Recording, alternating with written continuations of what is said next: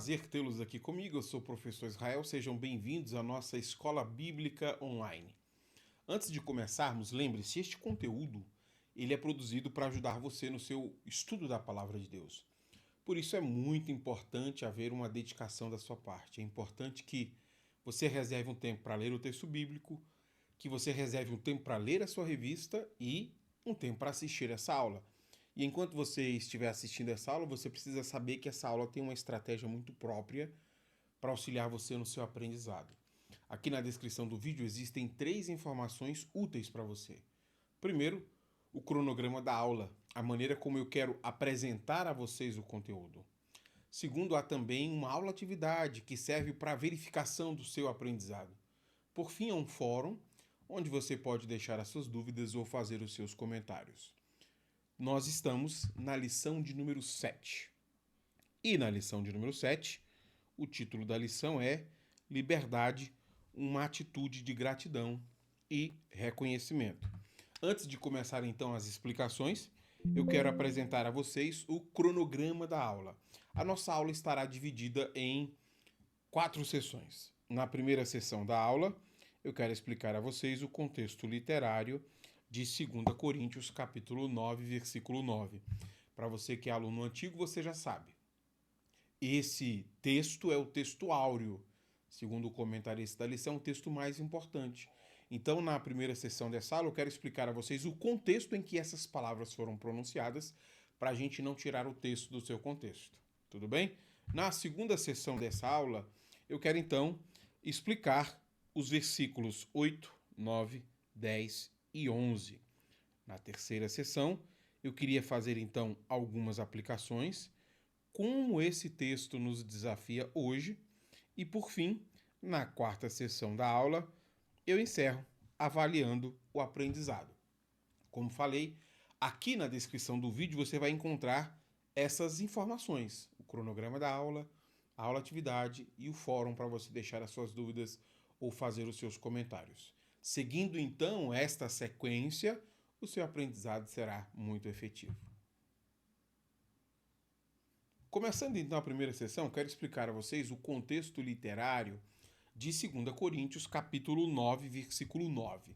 Para a gente compreender o contexto em que essas palavras foram pronunciadas, eu queria ler aqui uma citação que vai dar para a gente uma visão panorâmica do assunto que é trabalhado aqui no capítulo e que este assunto é desenvolvido no capítulo 8 e aqui no capítulo 9. Leia comigo então. A seção de 2 Coríntios, que vai do capítulo 1, capítulo 8, versículo 1, até o capítulo 9, versículo 15. Então veja, é uma seção que se estende do capítulo 1 até o capítulo 9. Apresenta 3 movimentos principais.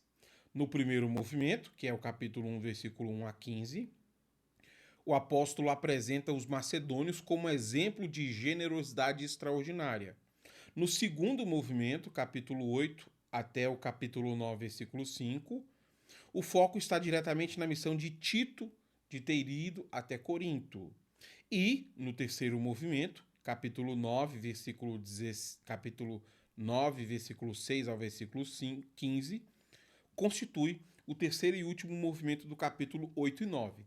Paulo conclui sua abordagem sobre o ministério da generosidade. Bom, nessa citação, nós descobrimos então que o capítulo 8 e o capítulo 9 vão tratar sobre o ministério da generosidade. E para falar sobre o ministério da generosidade, Paulo desenvolve o seu argumento em 3 partes.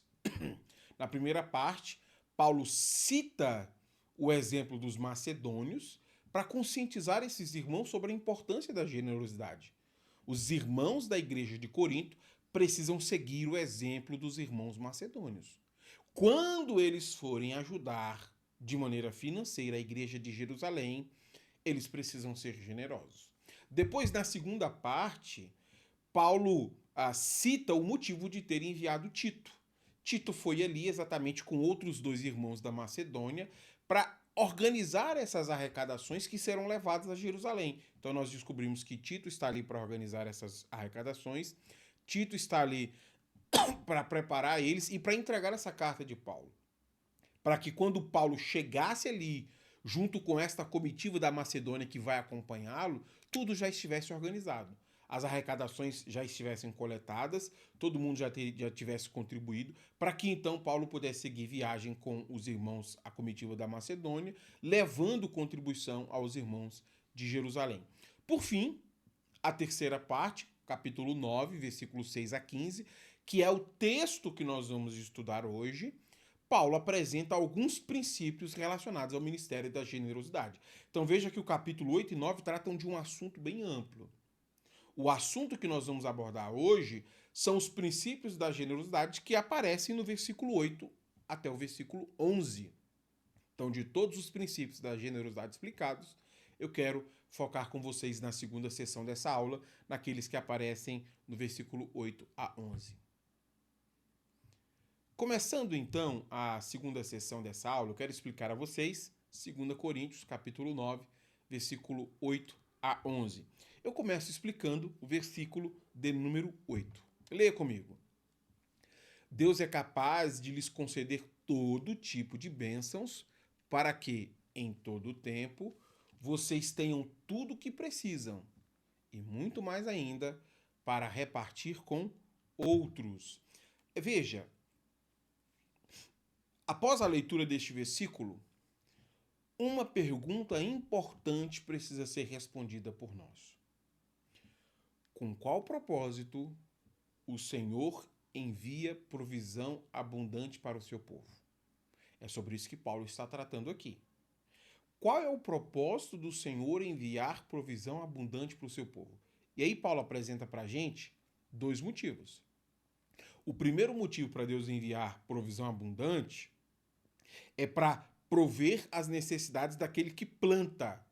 Então, quem está envolvido com a produção de alimentos, ele vê o Senhor providenciar cuidado à sua vida à medida que o Senhor envia em abundância esses alimentos. Mas, além de providenciar a si, estes alimentos em abundância servem para compartilhar com outros. E este princípio bíblico que está sendo dito aqui revela para a gente o grande amor do Senhor pela sua criação. O Senhor providencia alimento enviando o necessário para suprir as necessidades básicas que nós temos. Mas aqui o Senhor faz uma promessa de fazer isso para um público muito específico. Quem são as pessoas que o Senhor promete de mandar de maneira abundante? Como nós veremos mais à frente, a fala de Paulo aqui se relaciona de maneira muito específica às pessoas que são generosas. Para aqueles que são generosos, o Senhor promete lhes enviar mais.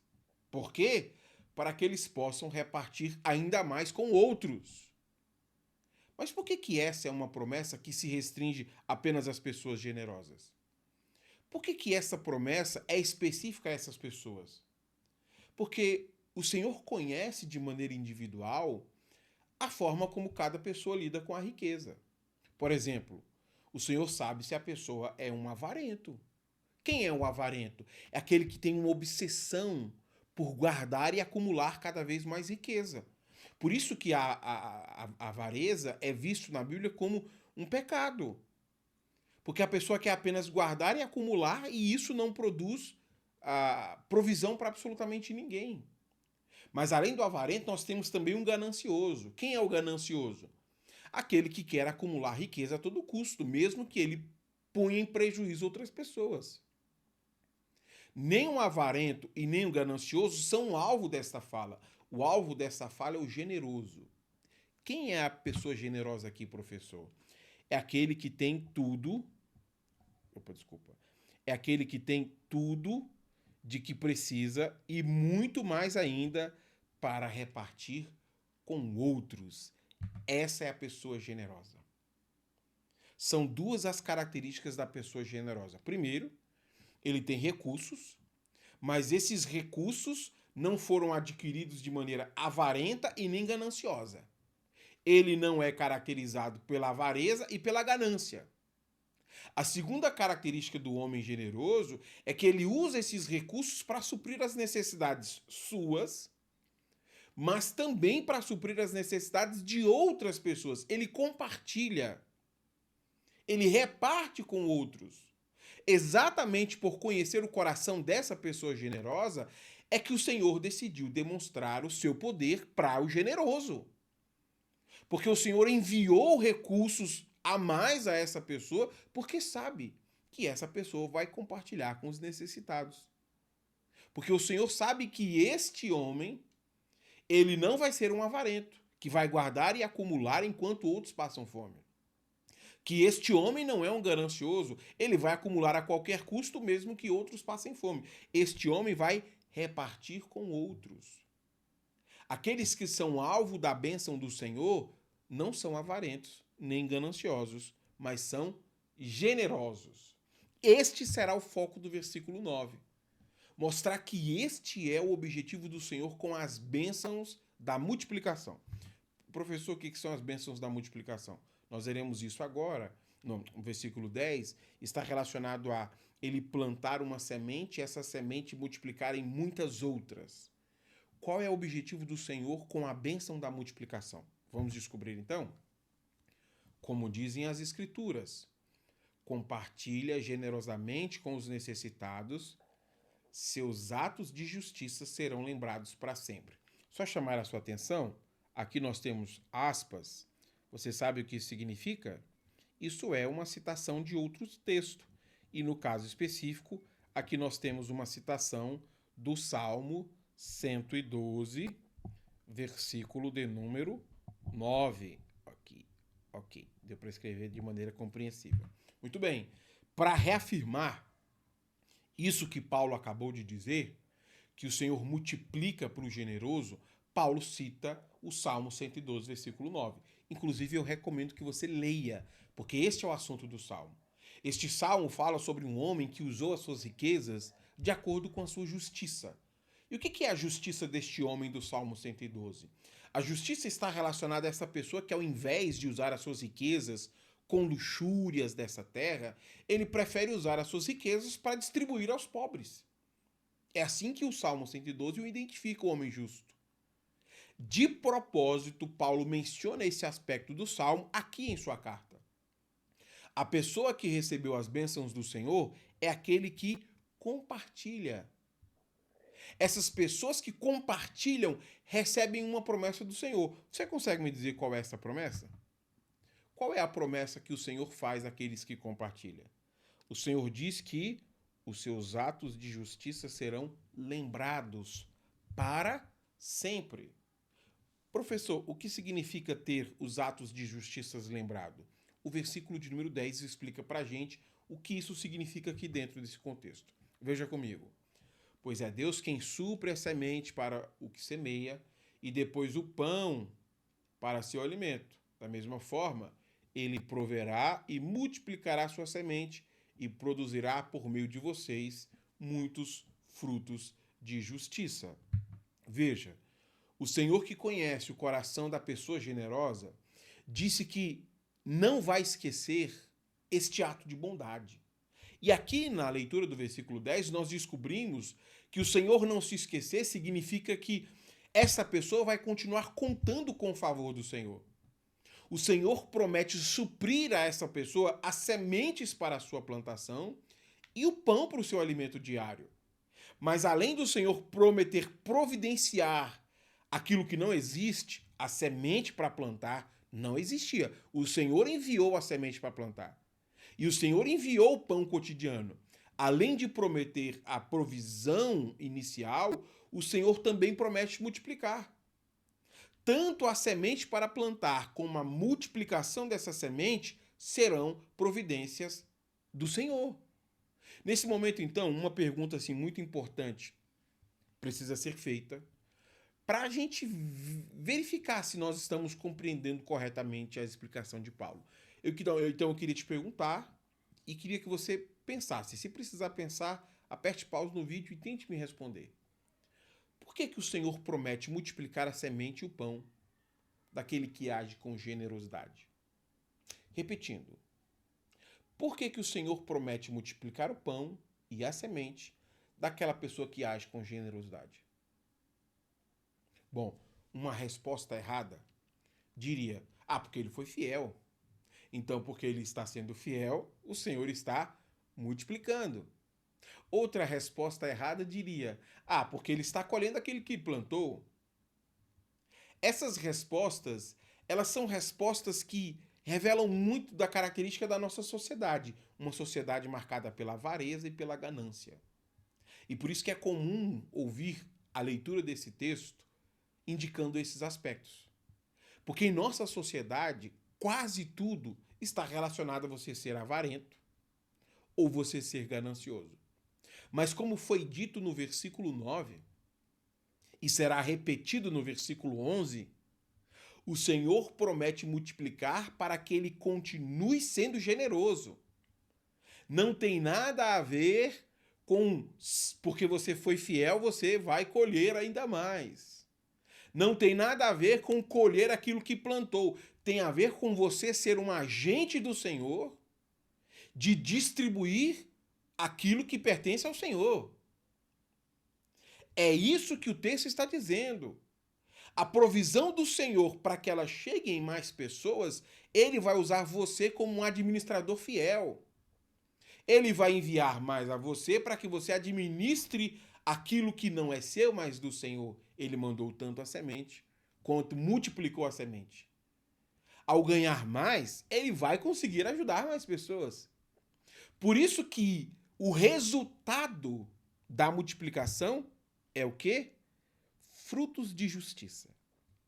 Porque geralmente quem tira o texto do contexto nem respeita as palavras, né?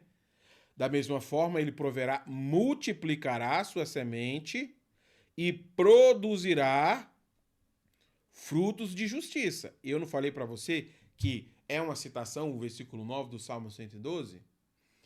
Professor, o que são os frutos de justiça? Fruto de justiça, como eu expliquei no versículo anterior, é a pessoa que, ao invés de luxar com aquilo que veio a mais, ele compartilha. E este aqui é o motivo por que o Senhor se envolve com o aumento da riqueza. Por que o Senhor está comprometido em tornar esta pessoa mais rica? Por que o Senhor está comprometido em tanto enviar a semente como multiplicar a semente? Por causa disso. Eu queria ler uma citação que explica e esclarece isso para a gente. As palavras do versículo 10 são quase certamente uma alusão direta a Isaías 55, 10, a parte B, que aparece na Septuaginta, destacando especificadamente Deus como a fonte e o provedor de tais recursos. Paulo pretende mostrar aos seus ouvintes como o Senhor sustenta o processo de plantio e o processo de colheita. O Senhor sustenta o processo de plantio enviando a semente para ser plantada. Mas ele também sustenta o processo de colheita multiplicando esta semente para ser colhida. E o propósito do Senhor fazer isso é mostrar que ninguém, absolutamente ninguém, teria nada se o Senhor não enviasse a provisão. Sabe por que você tem para dar para alguém? Porque o Senhor mandou a semente e multiplicou a semente. Paulo diz isso então para mostrar a esses irmãos que essa deve ser a motivação deles para compartilhar com aqueles que precisam. Se o Senhor não tivesse mandado a semente, não tivesse multiplicado a semente, nós não teríamos a mais, além das nossas necessidades. Essas pessoas foram alvo das dádivas do Senhor que precisam ser compartilhadas com outros. Eles são mordomos dessas dádivas. Por isso que essa provisão do Senhor foi multiplicada. Porque essa provisão serve a eles e também serve a outros. E por isso que essa é uma bênção específica para pessoas generosas. Quando chega então no versículo de número 11, Paulo mostra o efeito dessa generosidade sobre outras pessoas. Em tudo vocês serão enriquecidos a fim de que possam ser sempre generosos. Eu não disse que o versículo 11 repetia mais uma vez aquilo que estava lá no versículo 9? Por quê que eles vão enriquecer? A fim de que possam sempre ser generosos. E, quando levarmos sua oferta para aqueles que precisam dela, eles darão graças a Deus. Fica aqui muito evidente por que o Senhor promete dar a semente e multiplicar a semente e o pão daquele que age com generosidade. O Senhor lhe dará mais para que ele possa continuar sendo ainda mais generoso. Para que ele possa continuar sendo um agente do Senhor, um mordomo fiel que administra os patrimônios do Senhor, as coisas do Senhor, a comida do Senhor, as riquezas do Senhor. Cada vez que ele dá aos necessitados, duas coisas acontecem. Primeiro, ele se torna um agente dessa manifestação da graça do Senhor para outras pessoas. Porque todas essas riquezas são providências do Senhor. Foi o Senhor que deu a semente e foi o Senhor que multiplicou.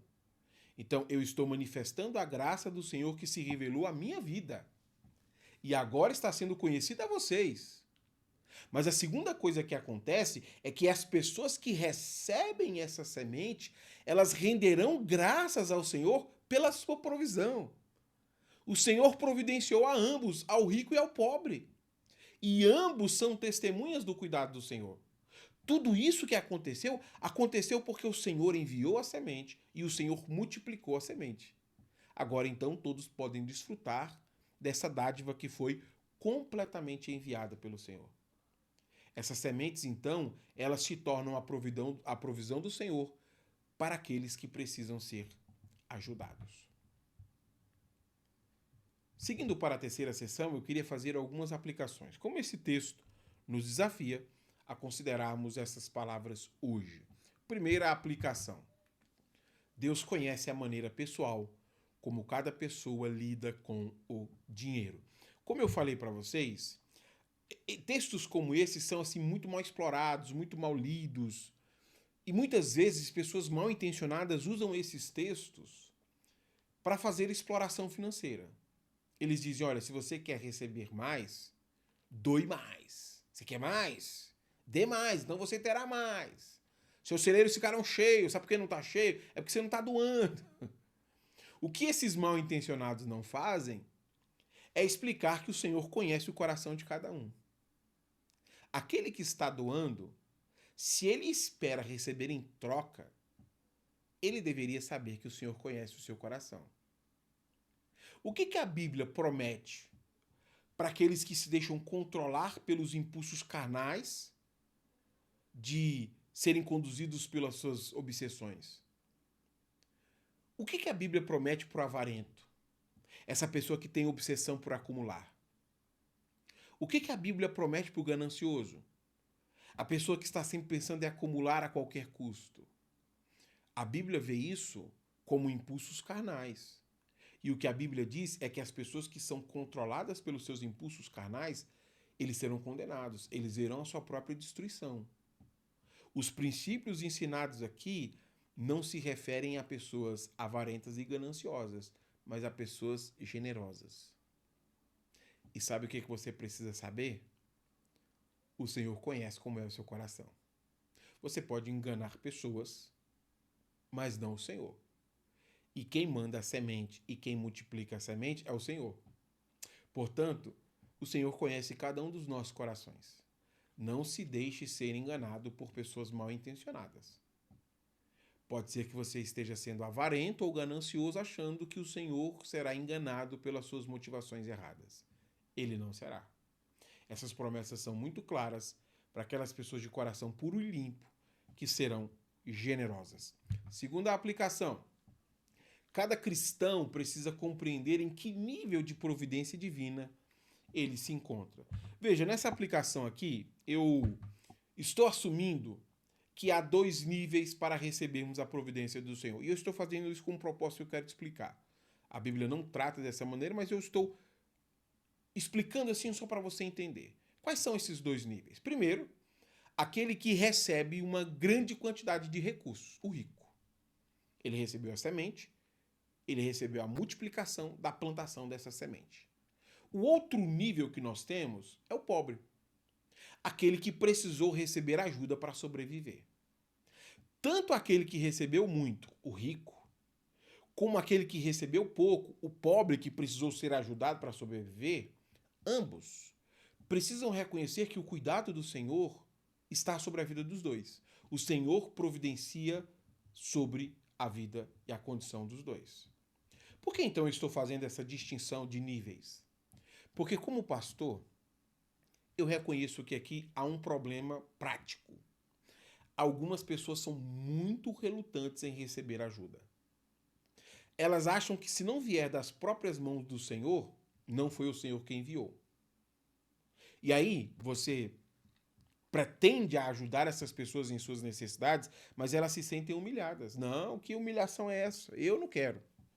Se não for o Senhor que depositar na minha conta bancária, eu não quero. Se não for o Senhor que enviar, eu não quero. Tá, mas eu estou sendo enviado do Senhor para lhe ajudar, para lhe assistir. Não, não, você não. Você está sendo enviado do Senhor para me humilhar. E é assim, infelizmente, que muitas pessoas tratam a assistência que chega a elas, como uma humilhação. Cada um de nós precisa compreender em qual dessas situações nós estamos.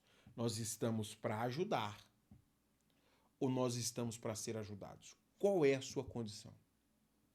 Independente de qual seja a sua condição, você precisa atribuir ao Senhor louvores pela sua provisão. Se você recebeu a semente e a semente multiplicou, foi o Senhor que providenciou. Se você recebeu ajuda e foi assistido em suas necessidades, foi o Senhor que providenciou. Nenhum dos dois é demérito. E nós precisamos tratar isso de maneira assim muito clara, porque o nosso orgulho às vezes nos atrapalha.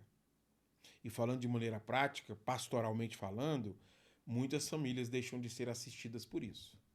Você vai ao encontro das famílias, identifica a necessidade, se propõe a ajudar e a família diz: não, nós não queremos. Nós estamos esperando o Senhor. Tá, mas a resposta do Senhor está aqui, ó. Está aqui. Não, não, não. É o Senhor que vai mandar lá do céu.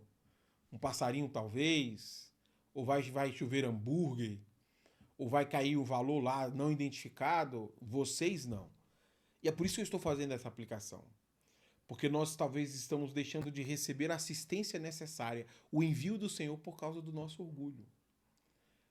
Deus está cuidando de nós de maneira diferente. Ou Ele está mandando a semente e está multiplicando a semente, ou Ele está mandando pessoas para lhe assistir. Em ambos os casos, louvores precisam ser dados ao Senhor pelo seu cuidado ao seu povo. Terceira aplicação. Independente dos altos e baixos da vida, o Senhor é poderoso para prover abundantemente. Nessa aplicação, quero deixar muito claro a você, muito claro, a você que passa necessidades terríveis. E como é difícil viver num país com uma economia que oscila tanto como a nossa. Como é difícil viver num mundo com tanta corrupção, com tanta gente perversa. E às vezes nós nos vemos sem reação diante da maldade, da escassez, da concentração de riqueza na mão de algumas pessoas, e a gente fica meio que desesperado, meu Deus, o que será de nós? E a previsão é que as coisas tendem a piorar, toda hora aparece alguém dizendo que vai ficar pior do que já está.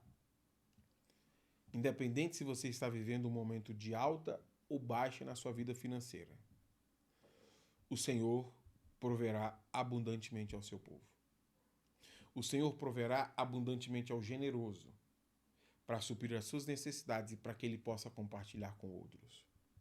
E o Senhor proverá abundantemente ao necessitado, que será assistido em suas necessidades por aquela pessoa generosa. E nós, como cristãos, precisamos estar envolvidos nesta maneira como Deus está trabalhando. Como você está administrando as riquezas do Senhor? Você está generosamente compartilhando com os que necessitam? Ou você tem apenas luxado nesta vida achando que a vida é isso mesmo? A vida não é isso. Se o Senhor lhe deu uma semente e ele tem multiplicado a semente, administre bem aquilo que o Senhor tem lhe dado. Se você está em dias difíceis, creia que o Senhor é um Deus de provisão. Eu quero falar com você com muita confiança no Senhor. Eu sei o que é ser socorrido na hora da angústia. Eu sei o que é receber a provisão do Senhor quando já não há absolutamente mais nada. O nosso Deus faz coisas tremendas. Quer você esteja vivendo um momento financeiro bom ou ruim, desfrute do cuidado do Senhor pela sua vida. Quarta aplicação. A nossa suficiência deve vir do Senhor, não de nossa autossuficiência. tanto aquele que possui recursos, como aquele que precisa ser ajudado para sobreviver, ambos precisam ter a mesma consciência. A provisão que nós temos veio do Senhor. Nós, o povo do Senhor, dependemos do Senhor para todas as nossas necessidades diárias. Se o Senhor não prover o pão nosso de cada dia hoje, nós não teremos as necessidades diárias supridas. E o pão nosso de cada dia hoje significa isso, essas necessidades básicas que nós tributamos a Deus. Já a pessoa que é autossuficiente, ela pensa de maneira diferente. Para essa, é o seu esforço, é o seu trabalho, são as suas riquezas que lhe dão segurança e confiança. Por isso, nós temos que escolher como nós lidaremos com a vida. Nós seremos suficientes no Senhor ou autossuficientes em nossa própria condição? A diferença é muito grande.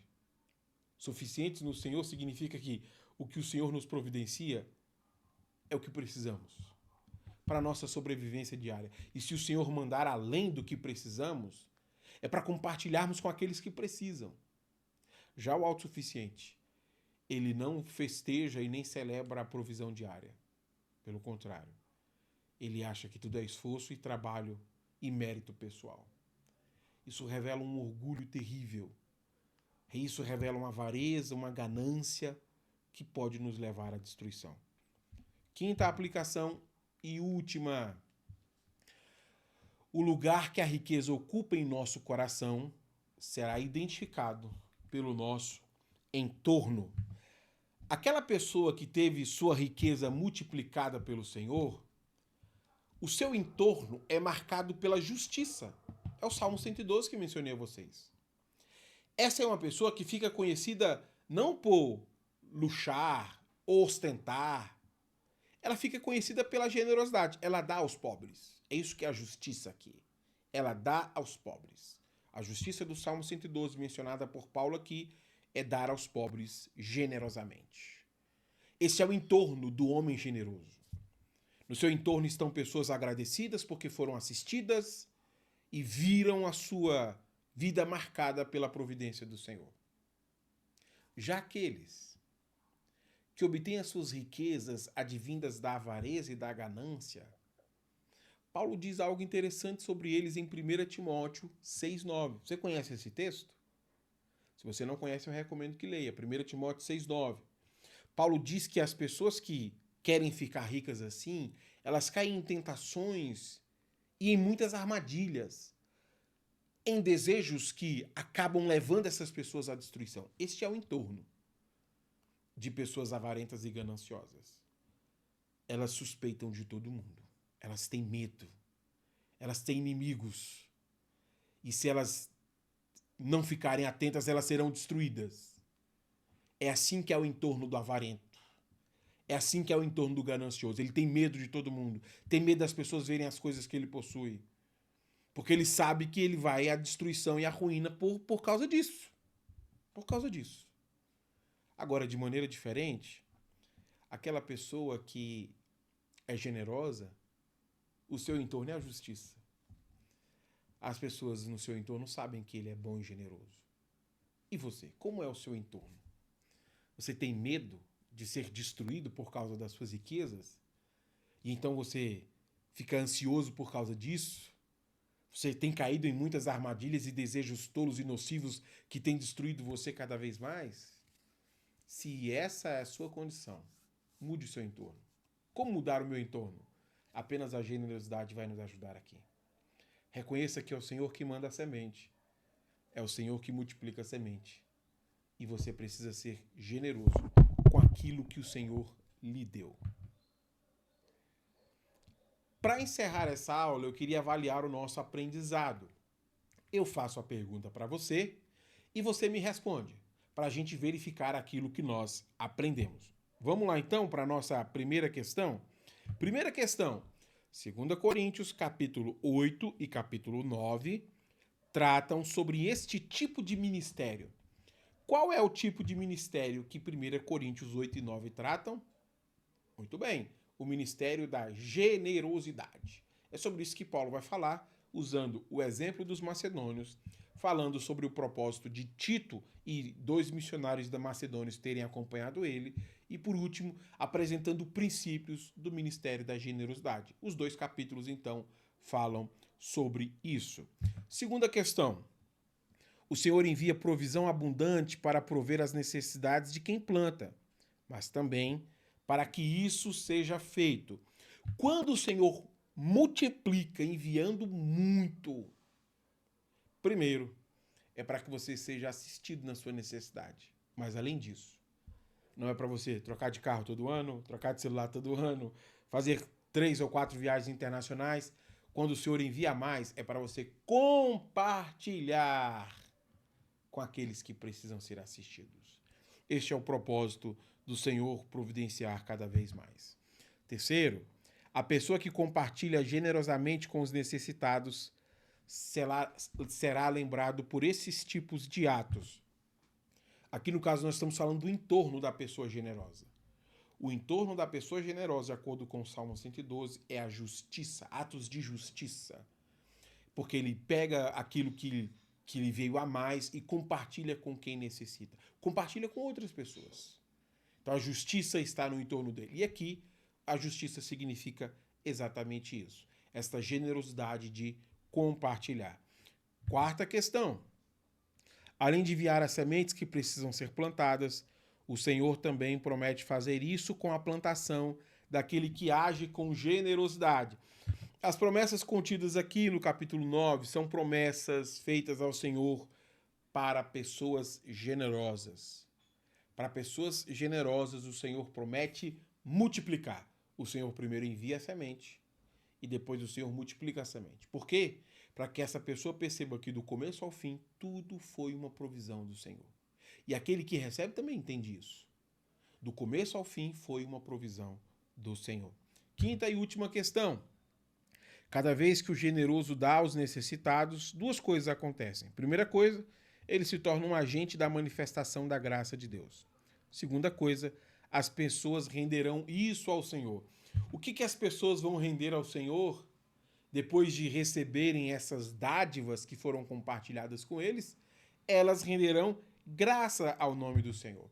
Portanto, as 5 palavras são generosidade, compartilhar, justiça, multiplicar e graças. Aqui na descrição do vídeo você vai encontrar o caça-palavras para que você possa fazer essa atividade. Caso você tenha tido dificuldade de fazer essa atividade ou de aprender, tem um fórum onde você pode colocar as suas dúvidas ou deixar os seus comentários. Além disso, você pode assistir de novo essa aula, pegando então os pontos que você não conseguiu perceber e aprendendo um pouquinho mais. Se Deus nos permitir, na semana que vem nós nos encontramos aqui para seguir com a nossa Escola Bíblica Online. Até lá então.